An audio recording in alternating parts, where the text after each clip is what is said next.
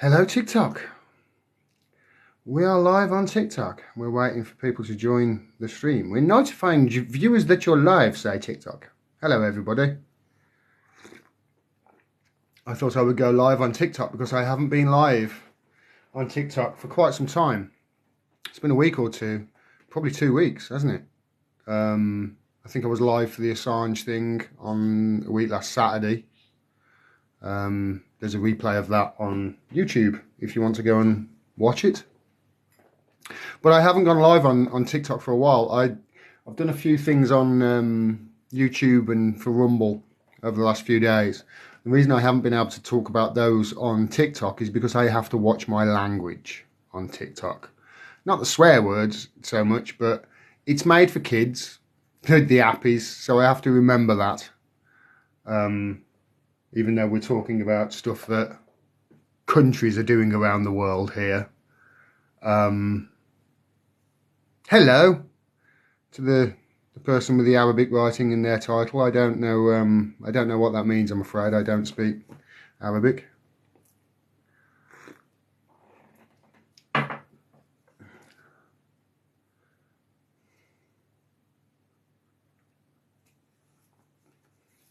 Abolish the police, say Schnibs. What then? What then? If we abolish the police, won't that be anarchy? I think we need to reform the police. I think that's a better message. Abolish the police is, it's like, well, what then? People are like, eh? How are you, says, yeah, my new friend. I'm very well, thank you. I'm really well. I've been doing Sober October. Hello, Ellie. My dog wants to come and say hello. Come on. Hello. Hello, my little mate. You all right? Yeah, you always pick today. You always pick right now. Come on, yeah. Come and say hello. Up. Hey. Yeah, I'm really good. Really good, thank you. I've been doing Sober October. 20 days into it, and I've not had a drop to drink all month, and I've been training every day. I've worked out every day for at least half an hour. I feel great. I really do. I'll have to do an update on the Sober October thing. I've been thinking I'm going to change my attitude towards drinking in future. I'm not going to drink crap, and I'm going to drink little and often. Sorry, little, not often, but drink better quality stuff. I'm going to get a nice single malt, I think, on the 1st of November to celebrate it. Anarchy is good, says Schnibs. What are you doing, Ellie? Go away.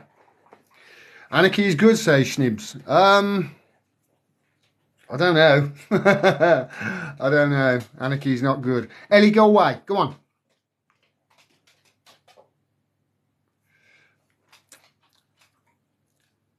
Liz Truss bye-bye, says Ivan Buldakov. Yes, Liz Truss has gone. That's what I want to talk about today. Usyk or Jurgen Klopp? Well, they could have a go at Prime Minister. Usyk or Jurgen Klopp. They can't be any worse, can they? I think maybe they should all have a go. Like, all how many Tory? There's 300 odd of them down there. They should all have a go for a week. The Tories, you know. It doesn't matter who the Prime Minister is. I wrote about this a month or so ago. I wrote about this when they were calling for Boris to resign. It doesn't matter who the Prime Minister is in this country. We don't have a democracy. We don't. You can't have a democracy. You haven't got a democracy if you haven't got a viable fourth estate holding it to account. If you don't know what the fourth estate is, I'm talking about the media, journalism.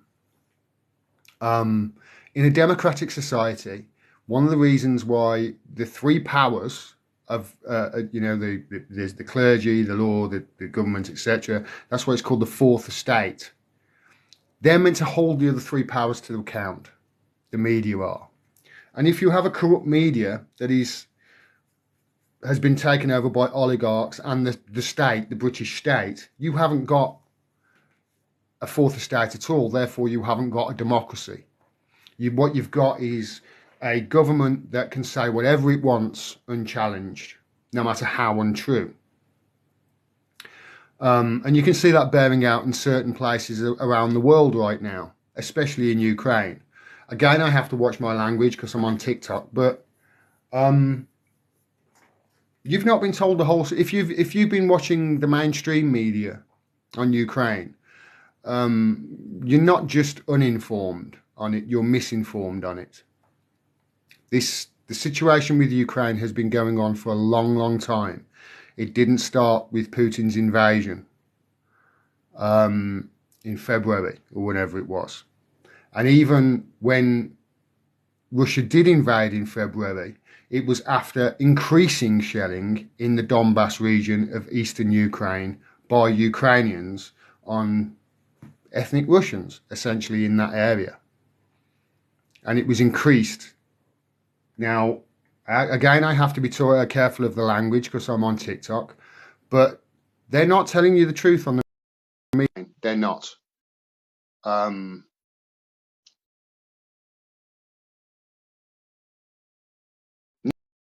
Julian Assange told us, didn't he? Nations have to be lied into wars. And that's what's happened again. We've been lied into wars again. It's got to stop, this has. Because the only people that are going to suffer here are the Ukrainians and the Europeans. There's no win here for Ukraine. I find it very interesting that the Western powers are not talking about options for peace. There are reports that a peace negotiation was on the table months ago, but Boris Johnson went over to Ukraine and scuppered it. I don't know how true they are. But we're being lied to about Ukraine. And it doesn't matter who the Prime Minister is. You're just going to get the same thing over and over again. It doesn't matter. We haven't got a viable fourth estate holding power to account. Therefore, we've just got lies and misinformation coming through the airwaves. And anybody who is telling you the truth is cast to the edges of society, so they're ignored. Hey, what happened to Lizzie, says Jess Jeepback. She's gone. Liz Truss is gone, just as I've been saying for quite some time. She was a dead duck as soon as she arrived. But it doesn't matter who the Prime Minister is here. Nobody's going to be able to come in and solve this problem. This problem is not something that can be solved with the variations of the same policies that they've always done, And that's all they're going to offer here. We need systemic change to fix this. And I honestly feel as if they're running around at the moment with their heads in the sand. Nobody really has got any options to fix any of the problems that we're facing. It's almost like they're all waiting for it to all collapse around their ears. It certainly seems that way, doesn't it? We don't have a democracy in this country. We have a bunch of powerful people now who are running the country on behalf of moneyed interests and companies and corporations. They're running it in the interest of profit and lining their own pockets in many cases. And there is no option on the ballot for any different. The Tories aren't Tories anymore. Labour aren't Labour. They're all World Economic Forum globalists, Let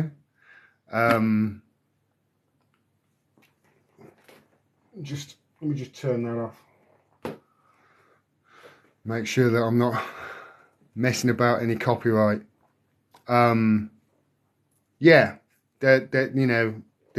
democracy's been hijacked. It's been the same in America for a long, long time. Something needs to change, and it needs to change rapidly. But unfortunately, I don't think the people in either country, especially in America, but in this country, they don't realise what's going on. They still, nobody's really watching the media anymore.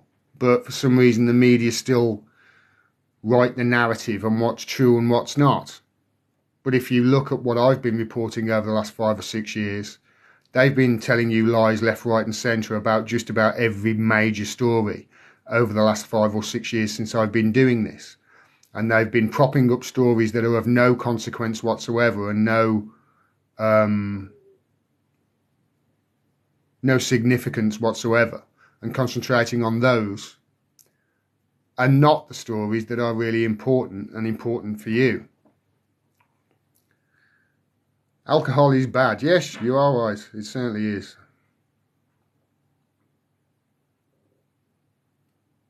Gordon for Chancellor. Yeah, well, I don't want that job, mate.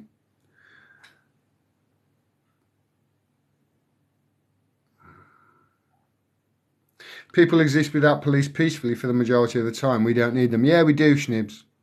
Yeah, we do. If you haven't got a police force, then anarchy will ensue. And if people realise that there are no consequences for their actions, I will say this: we don't need them in the way that they are at the moment. You know, they don't uphold the law. That's the problem. You know, and that's the issue that I have with them. It's not that they're upholding the law. What they are now is almost like paid muscle for companies and corporate entities and the government and the powerful. That's what they are now, really, especially with the Met.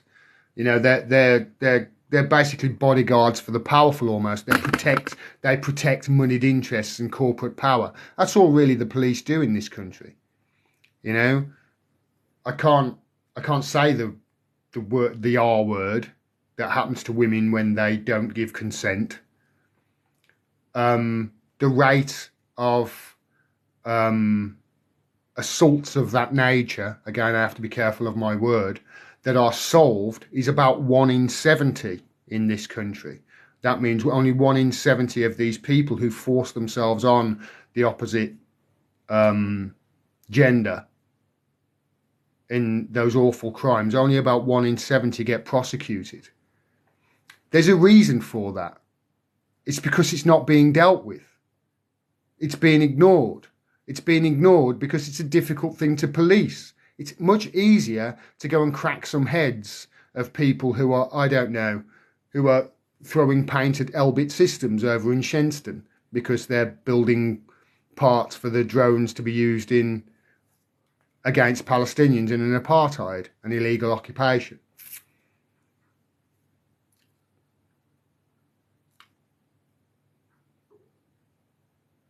You can't handle the truth, says Night Stalker. Socialism, communism, Democrat, it's just a name change, says Mason. I don't know about that. Is your YouTube still up? It was your best work, says Sibby. Of course it is, yeah, my YouTube's still up. I was live on YouTube yesterday. I go live on YouTube, I go live on TikTok, I go live on Rumble sometimes. I sometimes go live on Twitter.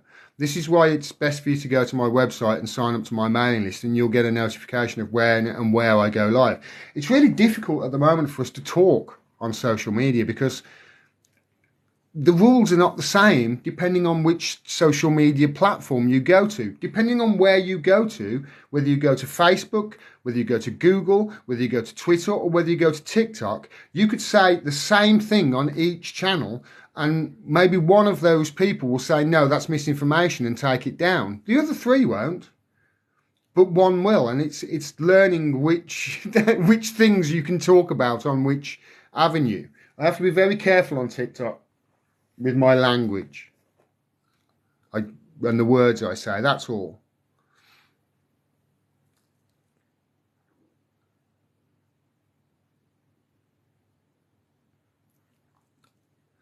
Do you think that Brexit has made UK politics worse? Should UK have stayed in the EU, says Jess G-Back? No, the UK shouldn't have stayed in the EU. And that's the truth. And I voted Remain, by the way. The reason I voted Remain at the time, my thinking was you can't have an in-out referendum without first defining what out is. Because if you don't define what out is first, you're going to have a shitload of bureaucratic red tape that you've got to get through, and they'll probably reverse it at some stage in the future. That's pretty much what happened, isn't it? But since that vote in 2016 or whatever it was, 2016, wasn't it? Since then, I started doing this, and it was after the election in America that I really started educating myself on what was going on in the world. And after that, I formed an opinion that actually leaving the EU was the right thing to do long term. I understand people saying that we're worse off after Brexit, etc., etc. But I remember saying at the time to people who were all doom and gloom and saying that the mountains were going to crumble and the seas were going to roar if we had Brexit. I remember those naysayers, and I remember thinking at the time, well, how do you know what's around the corner? We could have a devastating earthquake, and that will change everything. And look what happened. We ended up having a pandemic, and that exacerbated the problem. So the reason I think that the reason that I formed the opinion is that we're better off out of the EU is because I think we got out right at the right time. If you look at the European Union as a construct, what is it? There's a guy in The Guardian, I've forgotten his name now, but he argued at the time that the European Union was basically just a way of driving Western European wages down to Eastern European levels so the European Union could compete on a global scale with the Chinese. And that's great for, there's a guy called Mark Blythe who has this theory. You should check him out, economics professor at Brown University. He says that's great. If you want a European Union like that, that's great for efficient exporters such as Germany, parts of France, the UK, etc. It's terrible for basically the rest of Europe, including large parts of Italy, Spain, and all the other countries. Because obviously all their workforce goes where the work is, and that's where the countries are. And that's what you saw with Brexit, before Brexit over here. You saw an influx of cheap labour coming in from Eastern Europe. My brother's a driver, or as an articulated lorry driver. He had to take a number of driving tests to get to the stage where he's driving these big refrigerated lorries. And it cost him almost £10,000, I think, to get his licenses to drive these lorries. And I remember sitting down with him once, and he was just like, we have to take all these health and safety things, 10 grand's worth, and now the government are paying these people to come over who have passed their licenses in Eastern Europe, and literally all they've done is got in the cab, drove down the road 200 yards, and they've been given a license. And now they're using that license over here because it's the European Union. And it's driving wages down to Eastern European levels. So, the drivers, etc., they were treated awfully. And what happened? Well, they kept the country running during COVID. The drivers were essential workers. So they stopped at work. They were treated like crap during COVID. They were treated like like they were lepers, kept in rooms and what have you. They were treated like crap.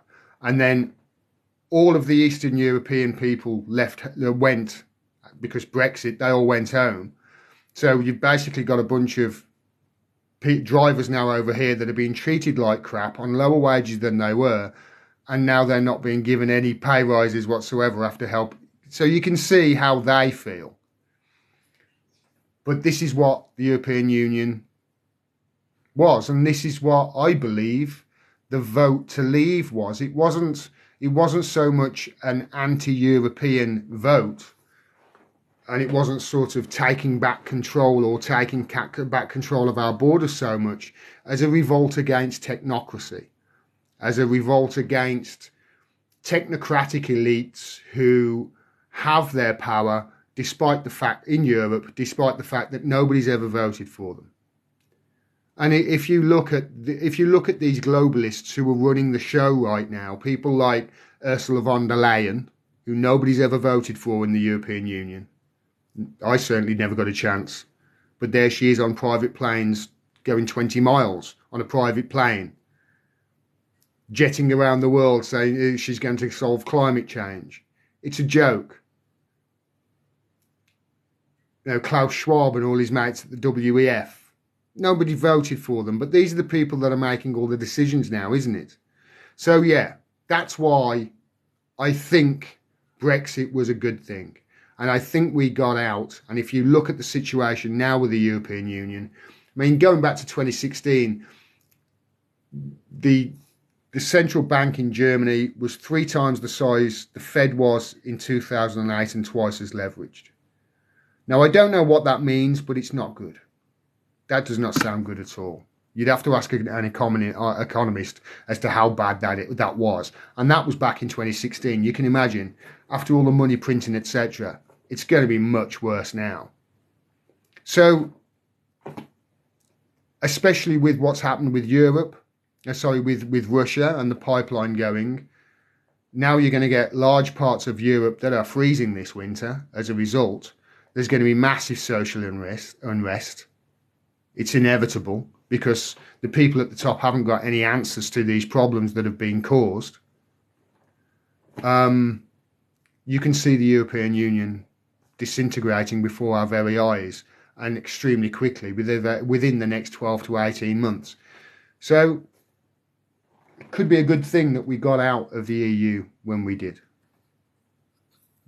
I know that's a long way of answering that question, Jess, but hopefully it was a it was a complete answer that you wanted.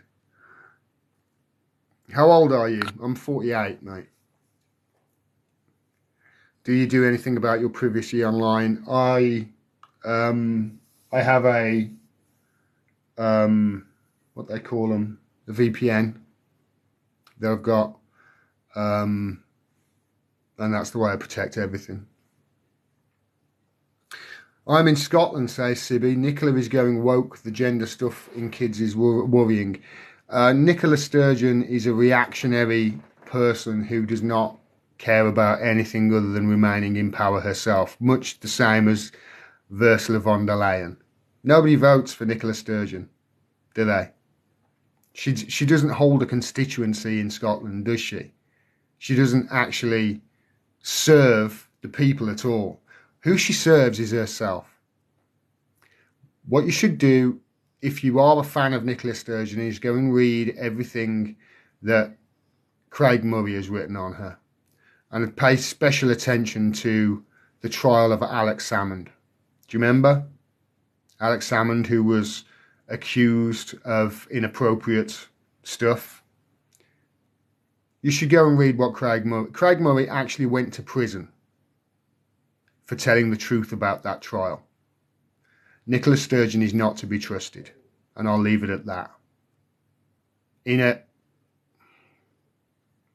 a just world, people like Nicola Sturgeon would be nowhere near the levers of power, because they will use their power for personal gain and to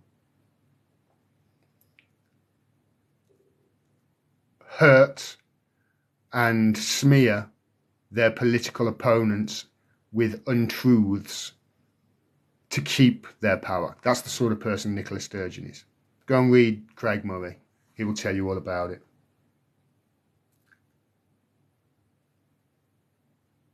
I am so angry with this country, says Wendeline. So am I. If you look at my YouTube over the last 5 or 6 years, I spent 30 minutes yesterday screaming into the camera on YouTube about what's going on with America, going around the world. You know, basically, again, I've got to use soft language, but I'm angry too. It's a useful emotion, though, anger is. It's better than apathy. So you're right to be angry. Do you think the UK will make it back to the gold standard? I don't think we've got any gold, Sibby. If you look at what we've done in Venezuela, we've basically stolen their gold and won't give it them back. We've said no, it's Juan Guaido's gold because he's president of Venezuela now, even though nobody in Venezuela had ever voted for him to be president, and only 18% of Venezuelans had ever heard of him. Didn't matter. The UK and the CIA and the Americans said that Juan Guaido's president now because Macron's got a low approval rating and he does human rights abuses. Well, we do human rights abuses, and the worst perpetrators of human rights abuses are America.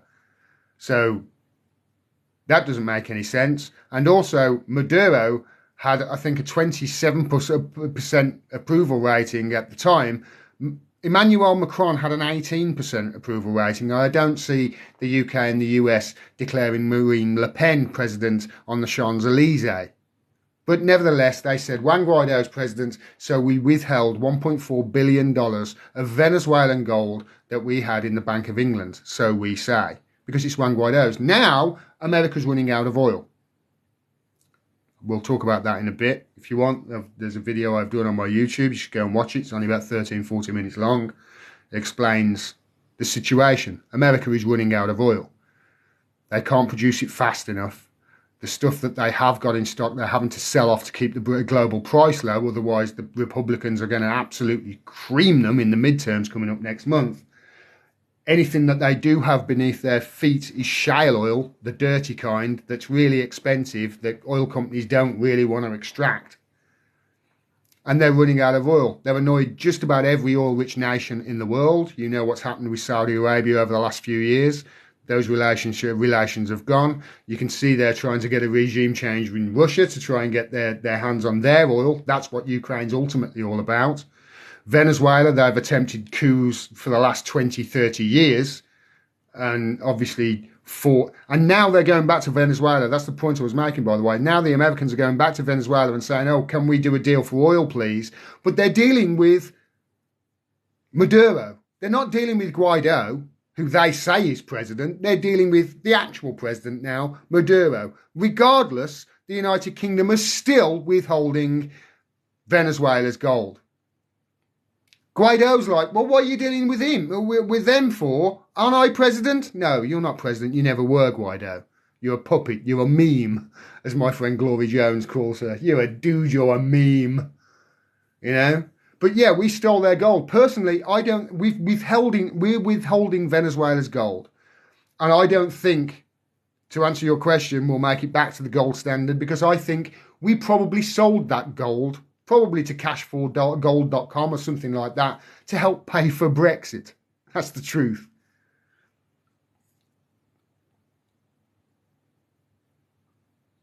The Brexit vote was a joke. It was based on all lies and half-truths, says Matt Smith. I don't disagree with you, mate. It was awful, wasn't it? The media and the authorities in this country somehow turned probably the most important vote, the only vote really we've ever had of consequence in this country, certainly in my lifetime, into a series of sound bites and slogans. 350 million quid on a bus and stuff like that. It was pathetic. It was really childish the way it happened. So yeah, I agree with you there, mate. Matt Smith. You're really good in as Doctor Who, by the way. The EU is soon to collapse, says Mr. Nicey. Somebody else on the same page as me.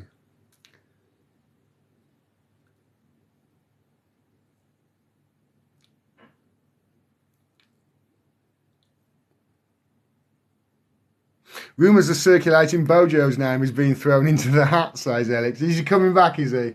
Now Liz Truss has gone. It doesn't matter. It doesn't matter. It doesn't matter who the president is, who the Prime Minister is. It doesn't matter.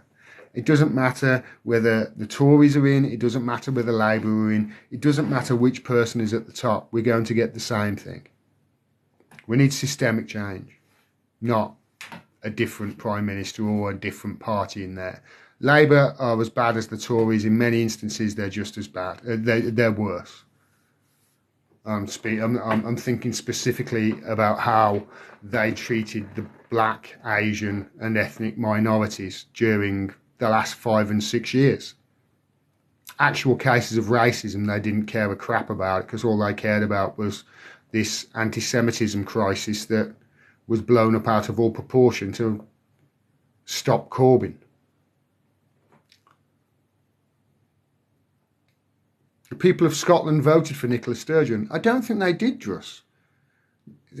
I think they voted for... I mean, she's like the head of the Scottish National Party, isn't she? She's not... Like, to be Prime Minister in this country, you have to win a seat, don't you?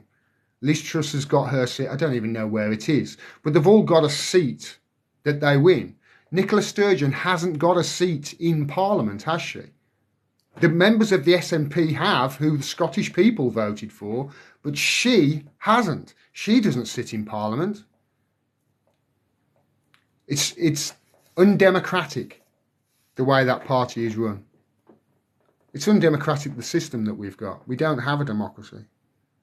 I wonder if Bill Gates' private jet will be in London today, says Joe. Yes, this is a good point. I wonder if Bill Gates will fly in. He flew in when Boris, he flew in, and the last time he flew in, Rishi Sunak and Sajid Javid resigned, and then the next day Boris Johnson resigned, and the time before that he flew in, they extended the COVID restrictions for 6 months. World Economic Forum. How wrong of you, says Gordon. You'll have to expand on that. Hey Gordon, what's the odds of Jeremy Hunt being our next Prime Minister, says Sarah? Well, give them all a go. Give them a go each month. It doesn't matter who the Prime Minister is. It really doesn't.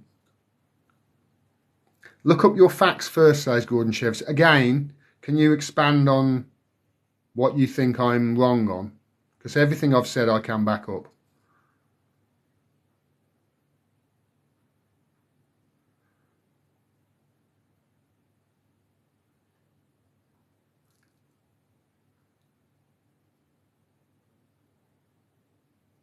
Craig Murray, that says it all.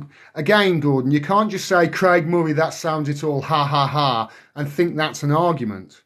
And also, you don't have to argue with me. Do you know what I mean? If you disagree with something I say, you don't have to argue with me. You can just talk to me. You don't have to laugh or anything like that. You can eloquently type into your keyboard what the issue is, and I'll respond to it.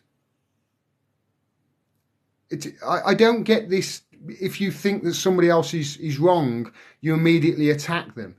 If you start arguing with people on your level, you're never going to get anything done, are you? That's great for the powerful, isn't it? If we all start arguing amongst ourselves, if we disagree with each other, we'll start arguing. If there's something that you think I have said wrong and that's factually incorrect, please eloquently type in what you think it is wrong, and I'll get to it as I scroll down, and then we'll talk. You don't have to you don't have to agree with everybody about everything. And if you don't agree with everybody about everything, if you disagree with them on one thing, you don't have to attack them and start saying nasty things and start saying your facts are wrong. Ha ha, Craig Murray, that says it all. You don't have to do that. You can eloquently talk to me, and I'll talk to you nicely back. I don't agree with my wife on everything, and I sleep with her.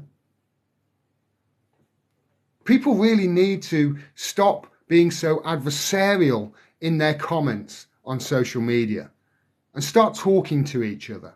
Because if we talk to each other, we'll find that actually you and I, we're on the same side. We want an end to this. And you and I will agree on 99% of stuff, probably 98%. But you and I will be divided over the 2% that we don't agree on, that the people in power take advantage of to keep us arguing amongst ourselves. So please, Gordon Sheriffs, in the chat, If you do have a problem with anything I've said, write it in the chat eloquently or send me an email. You do realise what's going to happen on the 8th of November in America, says Sibby. Yeah, the Republicans are going to wipe the floor with the Democrats. That's what's going to happen. And after what's happened with Donald Trump and he, being impeached, etc., you can guarantee that the Republicans are going to do that. The same thing with Joe Biden, and they'll probably use the Hunter Biden thing, which they should do. There's corruption there for sure. If you look at his dealings in Burisma, that's a joke. It really is. This Joe Biden was made point man to Ukraine by Barack Obama. Joe Biden was vice president at the time. And the next thing you know, Joe Biden's son, Hunter Biden, is on the board of an energy company, a massive energy company in Ukraine, having no previous experience in any of this, getting a wage. I think it was $1 million a year he was getting or something. It was a stupid amount of money anyway, for being on the board of this energy company, an energy company that was getting transit payments from Russia for gas through to Europe. All of their kids were over there. Nancy Pelosi's kid was over there. You can check this up as well. I've reported this on YouTube. And I think I've done videos on TikTok about it. How Nancy Pelosi's son was over there on the media talking about football in Ukraine. You can see what's happened here. Over the last 10, 15 years, America have been piling shed loads of money into Ukraine to promote a pro-Western agenda, an anti-Russia agenda, and that's what's caused all this trouble on Russia's border. They don't really care about Ukraine. They don't care about democracy in Ukraine. It was only a year ago. It wasn't 5 minutes before this invasion of Ukraine that the media were talking about how corrupt Ukraine was and calling Ukraine the most corrupt nation on the planet because of the Pandora Papers release, of which Zelensky's got so many shares and whatever in dodgy companies or in the British Virgin Islands, etc. But it's easy to use Ukraine to rattle Russia because they want regime change in Russia. And that's what the ultimate end goal is. The USA, the UK, they're willing to fight Russia until the last Ukrainian life. And that's the truth of the matter. So yeah, what's going to happen on the 8th of November is the Republicans are going to wipe the floor with the Democrats and probably, I would have thought, go some way to trying to impeach Joe Biden, and they'll probably go after his son for legal stuff as well.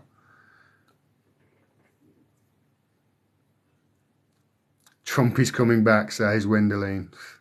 We'll see. We see. You do peddle, says conspiracies, says Oliver Whitworth. Oliver, everything I've just said can be backed up by evidence, mate. I can back everything I've done. If you think I peddle in conspiracies, please explain which one, and I'll tell you the truth to back it up. Again, you can't just say you do peddle conspiracies and think that's an argument. I need some hard data from you to see what you disagree with me on. And then I'll tell you the facts surrounding it. No solutions from Labour or Tory. Parliament exists to defend the rich. I totally agree, Elena. This is the problem. We don't need a new Prime Minister. We don't need a general election. Doesn't matter who. We've got a system where either the leader of the Tory party or the leader of the Labour Party will be Prime Minister. That is our system. It's the first past the post system. It's what we've got. It's the system that needs changing.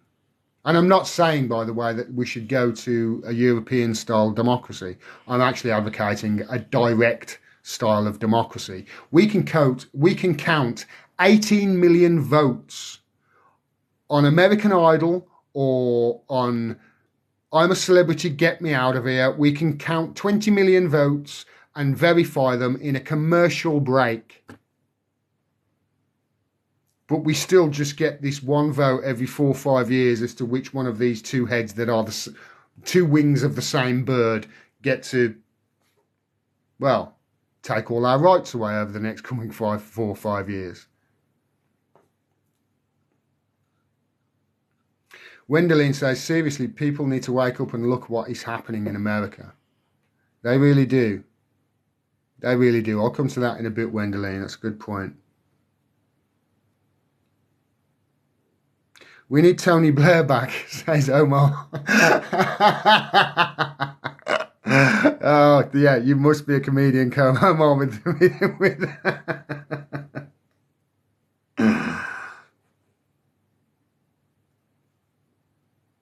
EU is nowhere near collapse, says Oliver Whitrod. What are you basing that on? Have you seen the protests? If you're watching mainstream media, you haven't. Right now, there's a massive movement going on in Paris. The EU, honestly, I can see it crumbling in the next year because of this social unrest and because of the repercussions of what's happened to Nord Stream 2. Europe is going to freeze this winter. They're not going to be able to get gas from anywhere. Logistically, they're not going to be able to get it shipped from America in floating, bombs across the sea. They're in real trouble. The EU are. So to say it's nowhere near collapse, right now, Oliver, capitalism is that far from collapsing. Capitalism itself, let alone the little political structures within it. This is end stage capitalism that we're looking at right now. This is why we've got these problems all around the world. It's the system that is the problem. To say EU is nowhere near collapse, you must have blinkers on. Or you must be watching the mainstream media. I keep telling people, you need to turn them off. They're lying to you about everything. They really are. Where the Americans are going to get their oil from now, says Mike de Bruin. This is a good point. This is why they're trying to regime change in Russia. America and Russia share a border, America already gets most of its imported oil from Canada, from pipelines that go all the way from the Alberta tar sands in Canada all the way down to Texas in the south of America. It's Keystone XL pipeline, I think it's called, going through Native American land, poisoning water, etc. They're already having to do that because they can't produce enough of their own. They say they've got loads, but it's shale oil.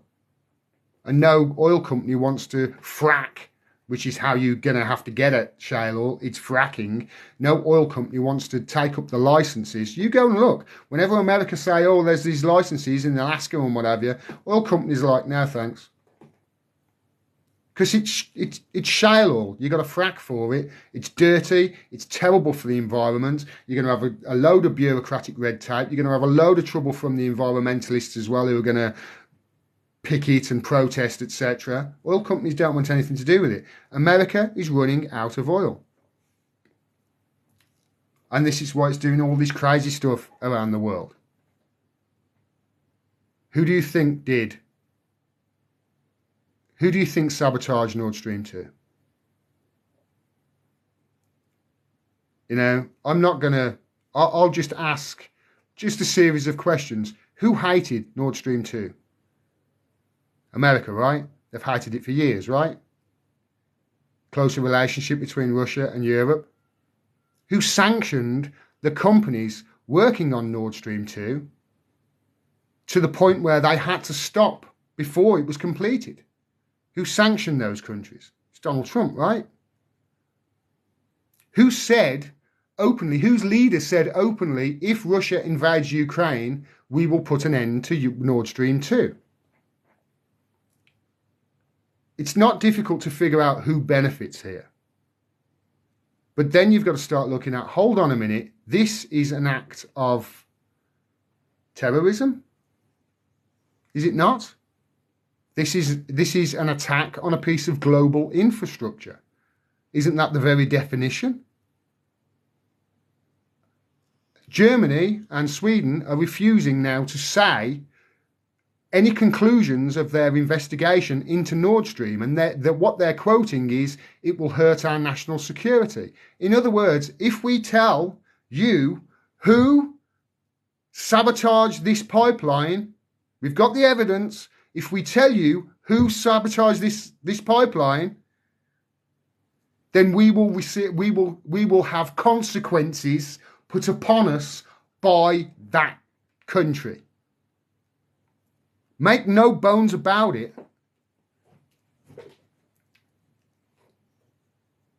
There's one country in this world that is being belligerent on a global scale, and it's not Russia.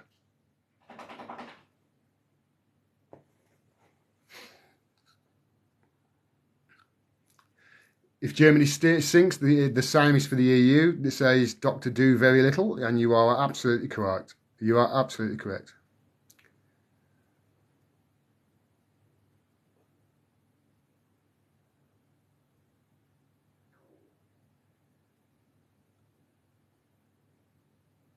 Scots or bottlers had their chance.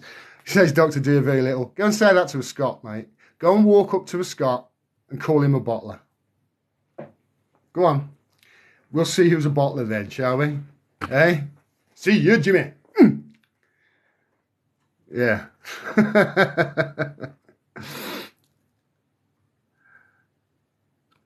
Liz Truss will be giving noshes for Backy by Christmas, says Purple Ian. Did you know that she's going to get 115,000 a year for the rest of her life because she's been Prime Minister for 40 odd years?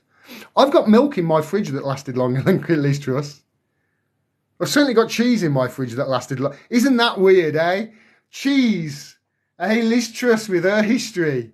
I've got cheese in my fridge that lasted longer than the Prime Minister. That is a disgrace. 125k a year for 44 days of work, says It's Me Ready Player One. How about that, says how's UK doing now after Brexit? I don't think it's just after Brexit that the problem is. We've had a global pandemic. We've had money printing up the wazoo. We've got rising inflation on a global scale. It's not just Brexit that's caused rising inflation on a global scale, is it? All right. Now, I understand that Brexit, even people who were advocating for Brexit said it's going to hurt in the short term, but 10-year longer than that, it's going to be beneficial. I'm glad we did. I really am. I'm glad we exited it before the EU goes to, well, I mean, look at what they're doing in the EU right now.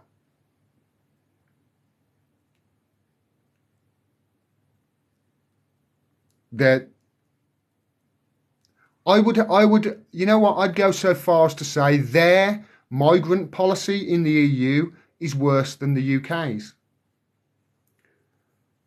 I really do believe that. If you look at what's happening to, over there in Greece and Turkey and all these migrants coming from Syria because of obviously the EU and the UK and US policies over there. So yeah, we're doing awful in the UK, but it's not just Brexit that was the catalyst for this. There were other factors as well. Anybody who's telling you it's just Brexit and Brexit's fault, I think they're being a little bit naive.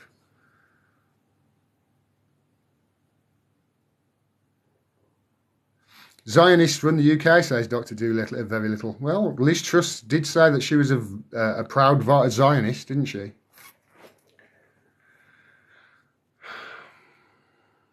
They're all the same. This is why they got rid of Corbyn. This is why he was attacked so much. Who should be next, do you think, says Vera? It doesn't matter, Vera. It doesn't matter who the Prime Minister is in this country. It really doesn't. You could put the smartest man on the planet there and it wouldn't make a blind bit of difference. We need systemic change, not a change in Prime Minister. We need a change in the system. And we certainly don't need Labour in or any other party, to be honest. It's just that we're going to get the same problems as before. The problem we've got is end-stage capitalism. I keep expecting a horse to be named as senator over in America. if you look at empires throughout history, and Chris Hedges talks about this a lot, but if you look at empires throughout history, the Roman Empire, Byzantine Empire, and it becomes very similar when it gets to the end of the empire and the empire falls. One of the things that I find interesting between the fall of the Roman Empire and now is at the fall of the Roman Empire, your sexual persuasion became almost blurred. And it's interesting actually seeing the way things are, especially in America right now. Do you know what I mean? And there are other similarities as well with, you know, how countries are acting around the world. But at the end of empire, you always get this. You always get this absolute craziness at the end of it. And it's almost like people are just waiting for it to fall now. Maybe America running out of oil. That's what it will need to happen. Respect from Russia, you speak facts, says Creo Boy. Thanks for that, mate. How you doing? The United States is going into the dark ages from the evangelicals and Southern Baptists, says Cannabis to you. Nice name. The United States has got a hell of a lot of problems, and the chief among it is its democracy is non-existent. You have literally got a system in America where bribery has been legalized. It's incredible, that is, isn't it? They put a bill through, I think it was 2000. When was it? Was it Obama that put it through? I think it was Obama, wasn't it?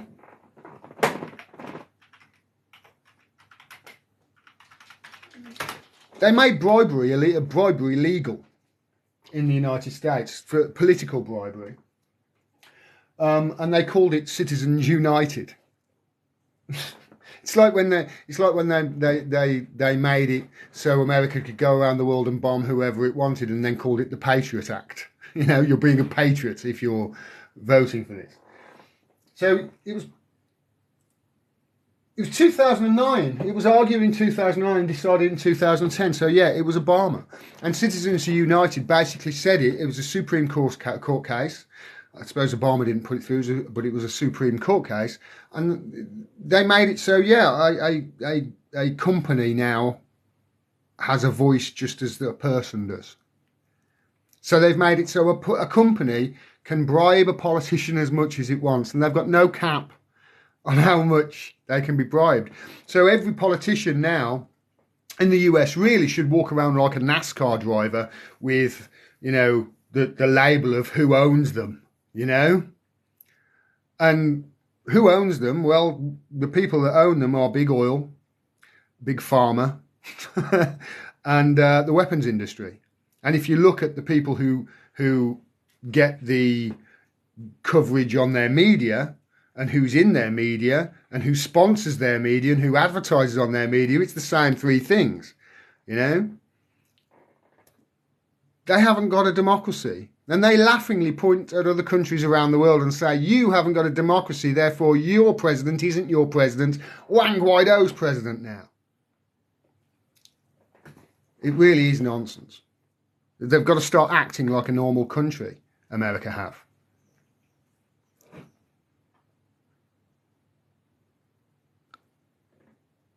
Starmer's plan was to spend 100 billion more than the Tories. Imagine the right market response. Exactly. It's the system that's problem. You can't keep printing money out of thin air and backing it in nothing, which is what they've done. I heard something like 40% of all the US dollars in circulation were printed like in the last 2 years. And it's even, if you go back to 2008, capitalism, honestly, capitalism really ended in 2008. Since then, all that's happened is money printer has gone burr. The market has been flooded with dollars. It's all gone to the top 1%, near enough. But they keep printing it like eventually you're going to get massive amounts of inflation. And look at what we are looking at now on a global scale. Every country is facing it. It's over 10% in the United Kingdom. And for people, by the way, who are like, I've heard people say, oh, the 10% is not nothing to worry about really. It was 17% in the 70s. Well, yeah, it was 17% in the 70s and it's only 10% now. But in the 70s, people had disposable income. You know, if you had a job in the 70s, you could have a house, you could have a car, you could have 2 kids and a wife. And one job at a factory somewhere would pay for all that. In America, what was it they used to say in America? A car in every drive and a chicken in every pot. That's what they called it if you had a job.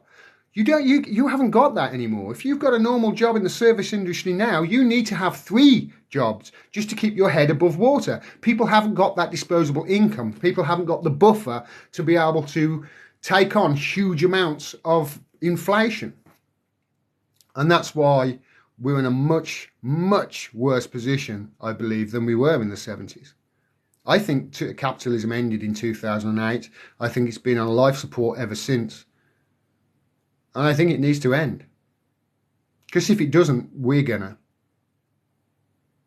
This endless grab for resources that the West seems to have for profit, to make money. It's not to make essential things that are needed for people on an everyday. It's to get minerals to put in rockets and to get fuel to fuel their army and their wars, etc., and to keep the hegemony that the West has over the world. It's got to end. Maybe you should try working for a wage, says Nate the Great. Mate, I've had more jobs than you've had hot dinners. 48. I don't do this for a wage, mate. I'm skint. I'm thousands of pounds in debt as a result of doing this. I've done this because somebody needed to, and it was extremely important that somebody documented over the last 5 or 6 years truthfully, because the media weren't. So yeah, this is, if you don't think that this is work, you should come and spend a day with me.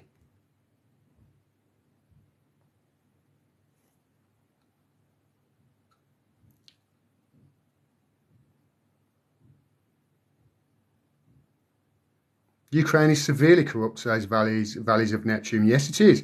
Like I said, before this invasion, Ukraine was being called the most corrupt country in the world.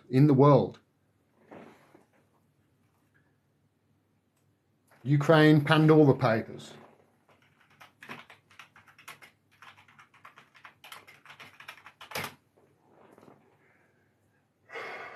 If you type in Ukraine Pandora Papers, the top result should be from the OCCRP, which is a global group of journalists that did this massive report on it. It revealed offshore holdings of President Volodymyr Zelensky. He rode to power on pledges to clean up the Eastern European country, but the Pandora Papers revealed he had hidden a load of money that he made from the company that he worked for when he was a comedian over in Ukraine, and this oligarch that basically was running the show over there. And yeah, it's all gone abroad to the British Virgin Islands and places like that. The guy's got billions. It's the most corrupt country on the planet. And we're saying, we got to do this because we got to save democracy in Ukraine. Please, we haven't even got democracy here. Be quiet. Let's get some adults in the room, shall we? Hello, can you please start talking about what separates us? What keeps us too busy fighting each other, says Edson. This is a good point, Edson. I'm glad you asked that. If you actually sat down with, I don't know if you've got anybody, like if you're a lefty liberal or you're somebody on the right or whatever. I don't like looking at people, looking at things through that sort of left-right spectrum. I believe it's a prism that we're made to look through that blurs the whole thing to keep us divided. But if you actually sat down and spoke to, say if you're on the left and you sat down and spoke to a conservative, the conservative person would probably agree with you, yeah, we need an end to these wars, you know?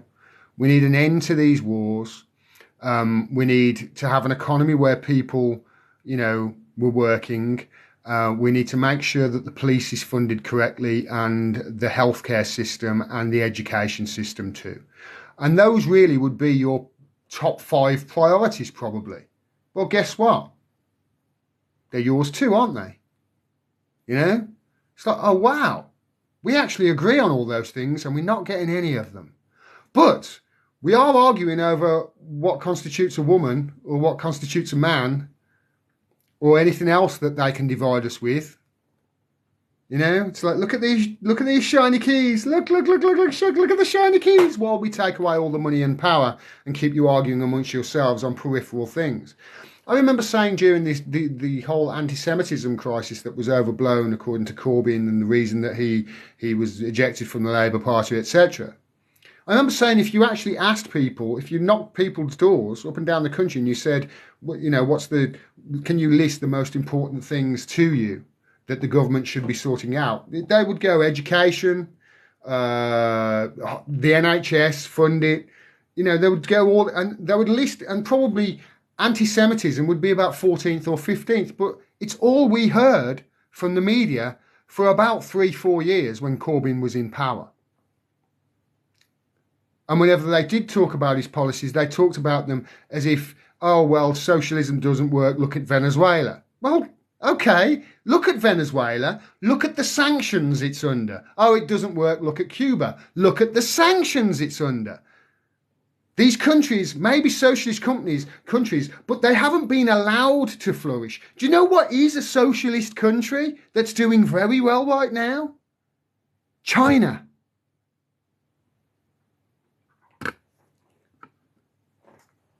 That's what happens when a country is actually left to flourish and to figure out, a way of doing things to the benefit of the people of their country. If you go and ask somebody in the middle of nowhere in China, is your government working in your best interests? Most of them will go, yeah, for sure. They've got no homeless, in China. 1.6 billion people, is it? Not a single homeless person. They've eradicated it. Gone. You can't walk 5 minutes in London, and you can't walk 5 yards anywhere in America without coming across a homeless person, can you? There are intense cities in America all over the place. Have you seen Nancy Pelosi's district? Have you seen the videos of Nancy Pelosi's own district? These people are intense. And not only are they intense, but I was talking to Graham Elwood the other week about this, and he says it's getting worse, man. He says, I saw a lot of people during COVID. He lives in California. And he says, I saw a lot of people during COVID, and as I was going down the street, there were new people on the street with wardrobes and chests of drawers on the street with them. These are the things that keep us separated. We're told that Russia and China are the enemy.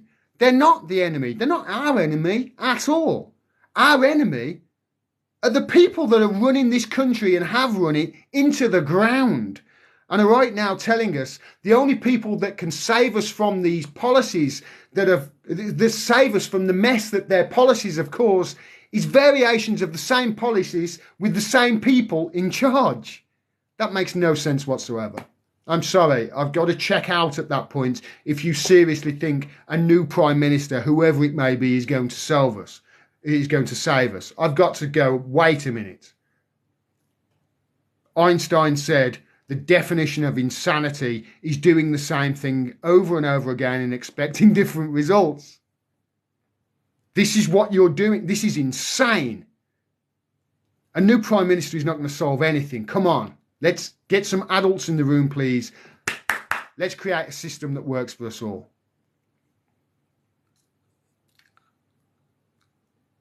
Capitalism will destroy American democracy, says Cannabis to you. It already has, mate. American democracy's gone. It's in the rearview mirror, same as ours is. Fred says this. Okay, Fred, I do like this. You've created a bit of a straw man here, Fred.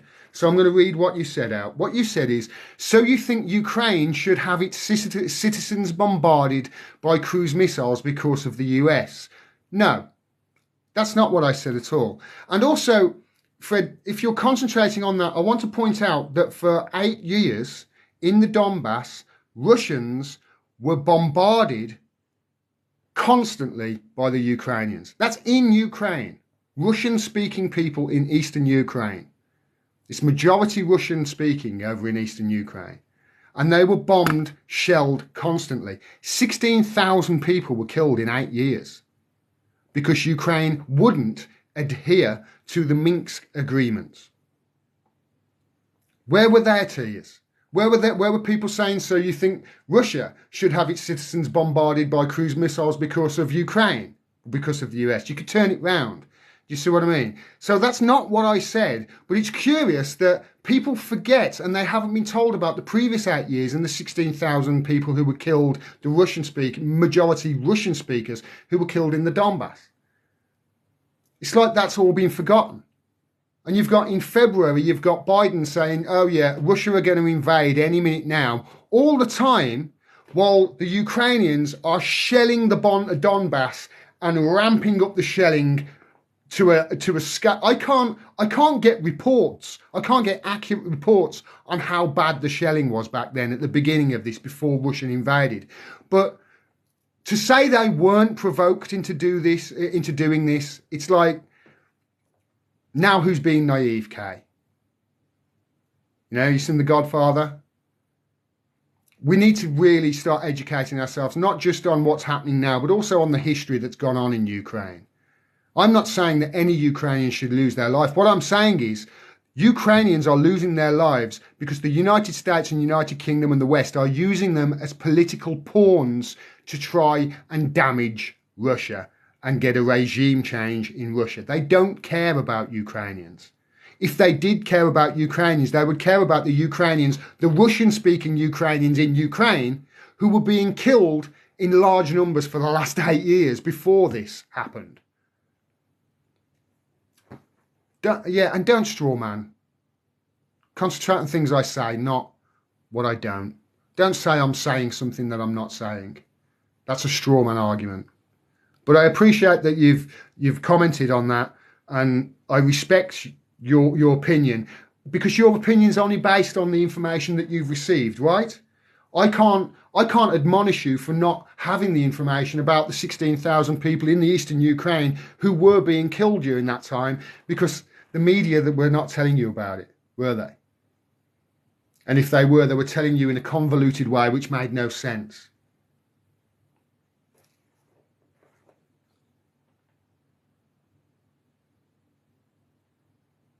Everything that was espoused prior to Ukraine being invaded has been muted by our own mainstream media, says Sherwin Chow.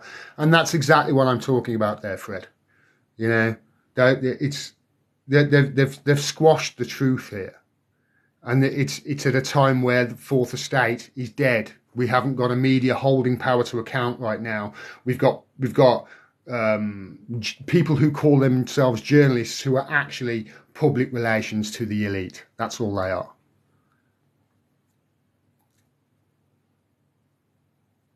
Javito says bollocks. All right, it's nice to know.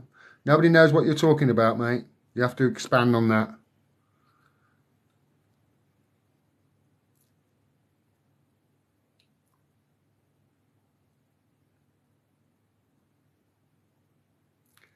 Sherwin Chow, US NATO exploiting Ukraine as a proxy war versus Russia. That's what's going on here. That's what's going on. We are willing to fight Russia to the last Ukrainian. People are dying, man. Because America want Russia's oil. Why would the British fight Russia over the Ukraine? Because America have told us to. We're America's little bitch strange thing.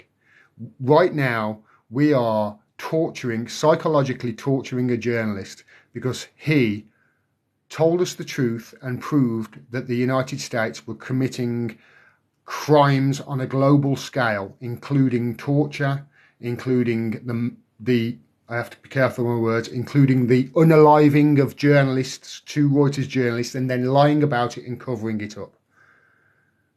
They have forced us to throw him in our version of Guantanamo Bay, a journalist for telling the truth. What does he have on the United Kingdom? Think about it. Julian Assange, when he was dragged out of the embassy, wasn't screaming about anything to do with Sweden, and he wasn't screaming about his innocence or anything like that. He's above all that, Julian Assange. He's one of those people that never say I, annoyingly. How can people not say I? It's always facts he's spouting, isn't it? But as he was dragged out the embassy, he was shouting, the UK has no sovereignty, the UK must resist. In other words, the United States have gone into a country and plucked a journalist out for telling the truth about their war crimes. Imagine the precedent that sets around the world. If the US can do that, so can China, so can Russia, so can Saudi Arabia. So why would the British fight Russia over the Ukraine? I don't know. Maybe it's got something to do with the Jeffrey Epstein, Ghislaine Maxwell thing. Have you thought about that? What was it that they were doing? Blackmailing lots of very important people, wasn't it? Into doing all sorts of getting them to do all sorts of nefarious things, recording it on camera and blackmailing it. That's what the system was. Blackmailing it for intelligence services around the world. In Ghislaine Maxwell's little black book and Jeffrey Epstein's little black book, go and have a look. Peter Mandelson is there. Not only is Peter Mandelson there, but Jeffrey Epstein and Ghislaine Maxwell had 13 different ways of contacting him. Why would those 2 people, and I can't say the P word because but you know which word I'm talking about, and the trafficker and his handler, why did those 2 people have 13 different ways of contacting Tony Blair's right-hand man? Remember, we followed the United States into Iraq and Afghanistan on lies, and we knew it was lies, and Tony Blair knew it was lies, and he did it anyway. What have they got on us? Henry Kissinger, the diplomat of America, said this, and you can go and check it out. He said this: to be America's enemy is dangerous. To be its ally is deadly. You want to ask why the British are fighting Russia over in Ukraine? I dare say it's got something to do with Ghislaine Maxwell and Jeffrey Epstein and blackmail. Yes, America really are that bad. Anyone tell you look like Rick Mail? I get Rick Mail, I get Ricky Gervais, and I get Ian Beale. I get those 3. How I can look like Rick Mail, Ricky Gervais, and Ian Beale all at the same time is beyond me, but thanks for that. Rick Mail's cool. Haha, missed both my legs.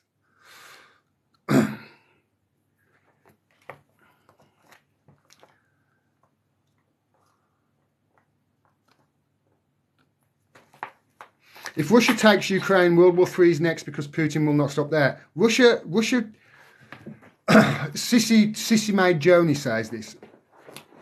Russia doesn't want to take Ukraine. Russia had no interest in Ukraine. The only reason Russia has done this is because of NATO and the aggression with NATO and NATO's absolute refusal to make Ukraine adhere to the Minsk Accords, which would have stopped 16,000 people being killed in eastern Donbass since 2014. By the way, that 2014, that was an American-backed coup. Victoria Nuland is on tape saying Yats is the guy, basically just picking the next president. They've turned it into a vassal state, America have. Got all the senators' kids and what have you in there making money and, you know, whipping up pro-American sentiment and spreading the good news along the airwaves to all the good Ukrainians and calling out all the anti-Russian stuff. Did you know that Zelensky banned opposition parties? He banned opposition parties, and then in Eastern Ukraine, in the Donbass regions where the majority of the people speak ethnic Russian, he banned Russian. What sort of government bans bans the political opposition, bans any media that are critical of him, and then bans anybody talking in a different language? What sort of government does that? It begins with an F, doesn't it? Putin and Russia have got no thoughts of going anywhere. I don't even think they want Ukraine. At the end of this, I'm not even sure there will be a Ukraine. I've got to be honest. I really have. They've run that. They really have done a number on it, the West have. And Zelensky and his pals.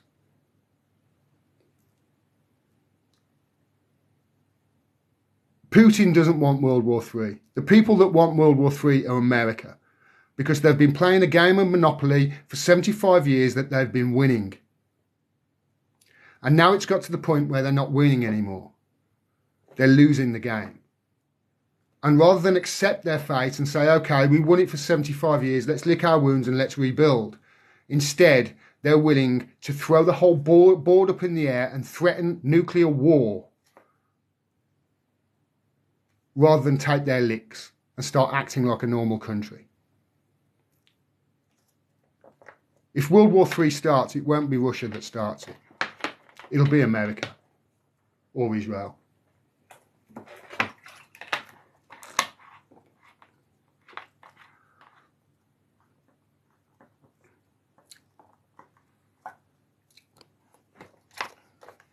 What rights are suddenly going to go away? The right to free speech, the right to protest. If you're in America, your right to an abortion for sure. Your right to speak out against authority. There's going to be so many different... They may even take your rights to meat away. That's what's going to happen. Jeremy Clarkson for PM says, Kemi. Do you know what Jeremy Clarkson said he would do? The first thing he would do if he was Prime Minister? He said he would shut the government down. Brilliant. Brilliant. That's a brilliant idea. Shut the government down. Can't be any worse than what's going on at the moment.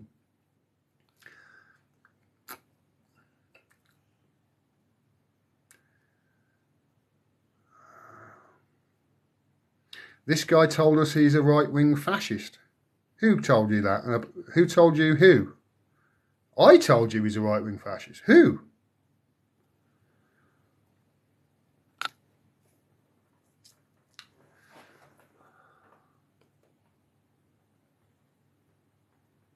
EU has issues, but no, it ain't going away anytime soon. We'll see, mate. We'll see. Biden wants to destroy the EU with NATO. No, Biden wants hegemony over every country on the planet, just the same as every other American president does. America wants hegemony on the planet. They want to be the people who make up the rules for the entire globe. That's what they want. And if that means destroying the EU or Russia or the United Kingdom or any of their allies or any of their enemies, then so be it. They're acting the way... Think of it this way, right? You know how I say America's running out of oil? Let me ask you. If let's assume that I'm right and America is running out of oil, right? So assume that. Now think to yourself, right, America's running out of oil. Now think, how would America be acting on the world stage if it was running out of oil? Take a few minutes. It'd be sanctioning any country that doesn't bend to its will, right? It'd be stealing any country's oil that it could do, right? Syria, stealing 83% of Syria's oil production. Did you know that, America is? Illegally occupying and stealing Syria's oil, 80% of it, and a load of its wheat as well. That's not to mention Israel occupying Syria's Golan Heights, stealing its gas and selling it via Genie Energy, of which Rupert Murdoch is on the board, and ex-CIA directors. Yeah, they were illegally occupying Syrian land, the Golan Heights, and then selling the gas. Then America gives the rights to drilling the gas in that occupied territory all the way over there, nowhere to do with them. They give the rights to Genie Energy with Rupert Murdoch on the board and a CIA director and Larry Summers. They don't tell you that on the media, do they? No, they'll say, oh, Russia's illegally occupying the Donbass. Well, Israel's illegally occupying Palestine in a military occupation, and Amnesty International and B'Tselem and all the other human rights organisations around the world say that it's an apartheid. When I was growing up, apartheid was bad. I specifically remember all the countries around the world saying, South Africa's terrible. We've got to boycott them because they're racist. Well, here's every human rights organisation around the planet saying that exact thing is not just happening the way it was in South Africa, in Israel right now. They're saying it's worse. I've covered events with Andrew Feinstein, who was actually in the government underneath Nelson Mandela, worked for Nelson Mandela in the coalition government after apartheid in South Africa fell. And he's been to Israel and he said outright, the apartheid in Israel is worse than it ever was in South Africa. Yet nobody on your media is telling you this, are they? But they'll tell you Russia is invading Ukraine and occupying Ukraine illegally. Meanwhile, America is occupying a third of Syria illegally right now and stealing 83% of its daily oil production. Why would it be doing that if it wasn't running out of oil? It can't get it from Saudi Arabia anymore. Saudi Arabia and the OPEC plus countries, which is Saudi Arabia and Kuwait and Qatar and the UAE and Russia, they've agreed to cap the amount of oil they're producing on a daily basis. They're bringing down production. They're lowering production. What that does is it increases the price on a global basis. The one thing that will do an American president in is a high oil price. So Biden is having to sell off the reserves they've got in stock. It's called the Strategic Petroleum Reserve. They're having to sell it. He sold 15 million barrels yesterday, I believe. They're having to sell it to China, some of it, to bring the price down. They're having to sell off the oil that they have got, even though they're running out of it, to keep the price low, because they know how devastating a high oil price is to an American president. How would America be reacting on the global scale, for instance, with the country that has the largest known resources in the world, Venezuela? Oh, right, yeah. If they had no oil and they were running out of oil, then they'd definitely be trying coups in that country and trying to install a dictator, wouldn't they? A Western-backed dictator who was friendly to the CIA and whatever. Well, that's exactly what's happened. They've tried about 7 coups, I think, this year in Venezuela. They even had Chavez at gunpoint at one stage, the mercenaries that the CIA paid. They're desperate to get their hands on Venezuela's oil, to the point where they even just said Guaido's president now. Doesn't it make sense that they're running out of oil if they're doing all that? And then you look at what they've done with Saudi Arabia. And you look how they're desperately trying to get back into bed with Saudi Arabia. Even though on the campaign trail, Biden and the Democrats were saying they were going to turn Saudi Arabia into a pariah because of what happened to Jamal Khashoggi.